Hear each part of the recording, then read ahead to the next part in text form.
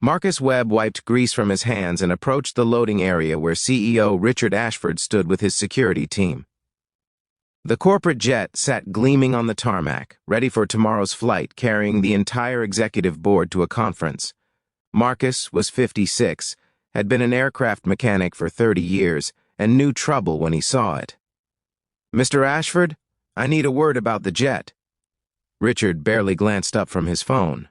"I'm busy, Webb. Make it quick. The hydraulic system has a pressure inconsistency. It's subtle, but I've seen this before. I need another day to trace the problem before the flight tomorrow." "Another day?" Richard's voice dripped with irritation. "Do you know how much this conference costs? The jet is fine. You signed off on the inspection last week."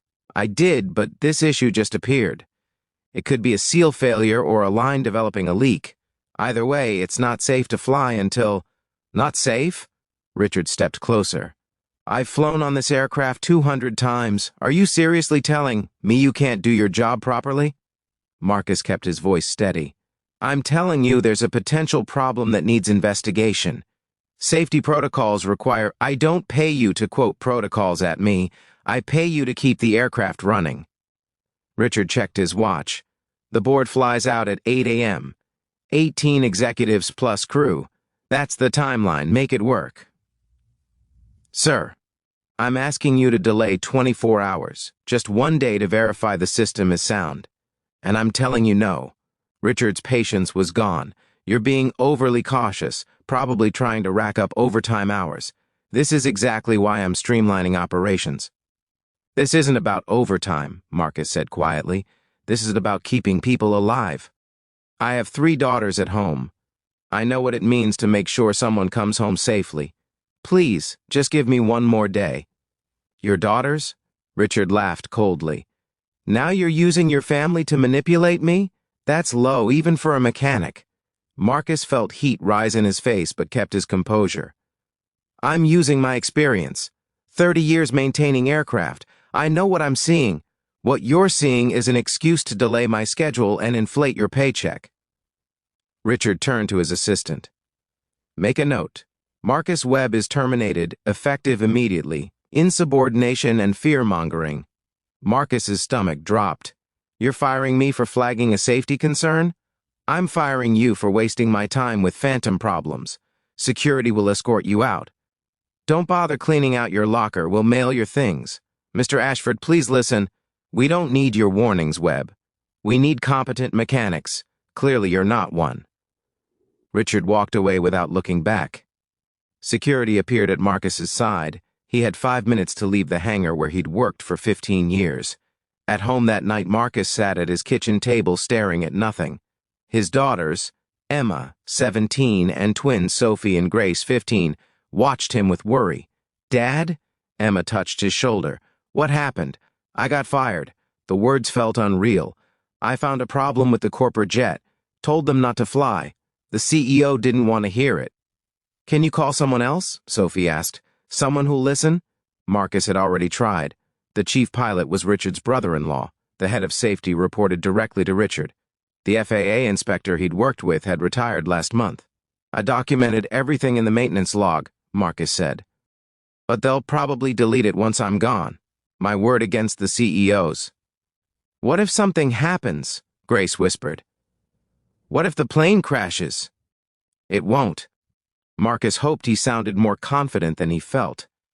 "The co-pilot will do the pre-flight check. If there's an obvious problem, they won't take off." But Marcus knew better. Subtle hydraulic issues didn't always show up in pre-flight. They appeared at altitude, under stress, when it was too late to land safely. He couldn't sleep. At 2 a.m., he was in his garage, pulling up technical diagrams on his laptop, reviewing his notes from the inspection. He hadn't imagined the pressure fluctuation. It was real. By 4 a.m., Marcus had made his decision. He drove to the private airfield and parked outside the security fence. The hangar was locked, guards on duty. He couldn't get to the plane, but he could make a scene. At 6 a.m., as the first executives started arriving, Marcus stood at the main gate with a handmade sign, "Hydraulic failure risk. Do not fly this aircraft." Security tried to remove him. He refused to leave public property. Richard Ashford arrived at 7:30 and went red when he saw Marcus. "You're trespassing. I'm calling the police. I'm on public property," Marcus said calmly, "exercising my right to free speech. That aircraft is not safe to fly. You're embarrassing yourself and harassing my employees. I'm trying to save lives." Other executives started to notice. A few looked concerned. One woman approached. "What's wrong with the plane?" "Nothing," Richard snapped. "Ignore him."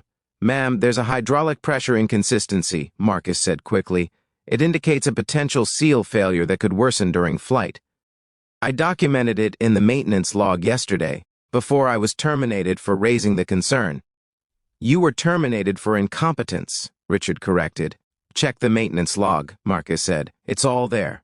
The pressure readings, the timeline, everything." The woman, Richard's CFO, looked uncertain.